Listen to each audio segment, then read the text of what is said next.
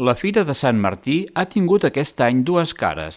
Un dissabte plujós, especialment fins a mig matí, i un diumenge amb temps tapat però agradable, que va permetre una afluència de visitants semblant a la d'anys anteriors. Davant les previsions meteorològiques, els regidors van estar rumiant fins l'últim moment la possibilitat de cancel·lar la fira del dissabte, però com que semblava que al llarg del matí s'havia d'anar obrint el temps, van preferir continuar amb els plans previstos. El que es van trobar és que la pluja va durar més del que s'havia anunciat i això va comportar haver d'ajornar l'acte d'inauguració i reubicar els tallers i activitats que s'havien previst. A primera hora, alguns paradistes havien optat per no obrir i el carrer es veia bastant buit. El regidor de Comerç, Pol Vila, va anunciar en directe per Televisió de Porreig els canvis organitzatius. Bé, sí, primer remarcar el que ja esteu dient, no? Que ens està plovent ara mateix. Des de les 6 que s'estava muntant tota la fira feia una mica així de plogim més suau, ara sí que sembla que s'hi ha ficat una mica més i sí que per això hem anat decidint d'anar reubicant les activitats o decidir què fèiem amb les activitats previstes. No? Vull dir, totes les previsions diuen que demà farà bo, que demà estarà bé, per tant, per això també hem decidit una mica muntar, no? Ja us dic, a les 6 quan es muntava encara hi havia aquest plogim, però sí que dèiem, ostres, si a la tarda pot estar la cosa bé i sobretot si demà aquestes previsions de bon temps hi són, muntem-ho ja i així en un moment ens hi podem ficar i podem fer la fira. Per tant, creiem que demà ha de fer bon temps i per tant animar tothom a gaudir de la fira, a gaudir dels gegants, a gaudir de tots els actes de Sant Martí de demà i estar atents per si avui ens dona una mica de treva que també intentarem anar fent. Per exemple, el taller de gegants es va traslladar a la biblioteca, però malgrat la pluja, el comerç de Porreig no va perdre la il·lusió i les ganes de tirar endavant la seva fira.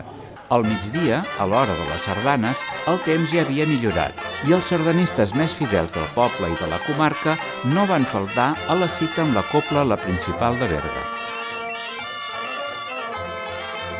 També a la tarda, el grup d'animació de carrer Sant Ranx va sorprendre amb una estètica lluent i futurista.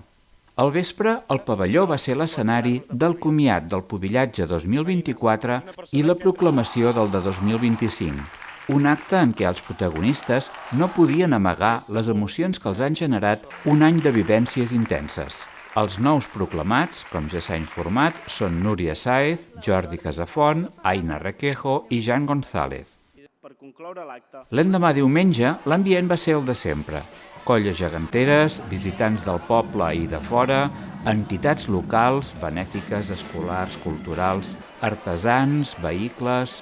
I per començar, a les 10 es va fer l'acte d'inauguració de la fira, que s'havia ajornat el dia abans. Jo sempre dic que Porreig ha estat sempre un poble resilient, perquè ha estat capaç d'adaptar-se a cadascuna d'aquestes crisis i n'ha sortit reforçada i enfortida.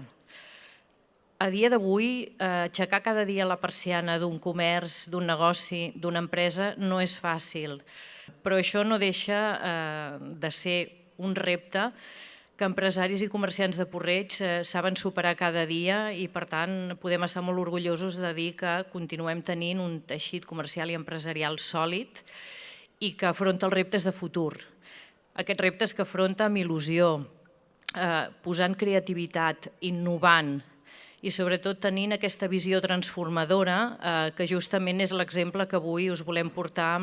En aquest cas es tracta d'una empresa que va començar sent una empresa familiar, que no ha deixat de ser una empresa familiar, però que justament aquesta visió transformadora i aquesta capacitat de crear i d'innovar l'ha portat molt més enllà, posant el focus avui en dia en un gran grup empresarial que no deixa de ser un gran orgull per Porreig, perquè si bé som molt coneguts per la nostra cultura, jo penso que també aquest projecte innovador posa el focus en Porreig amb una nova manera de fer les coses, basada també en la sostenibilitat i que per tant ha de ser un exemple en el qual tothom hi posi la mirada.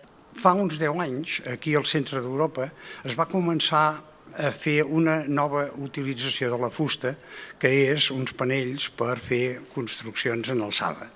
O sigui, estructures de fusta que s'han arribat a fer cases de 10 pisos d'alçada.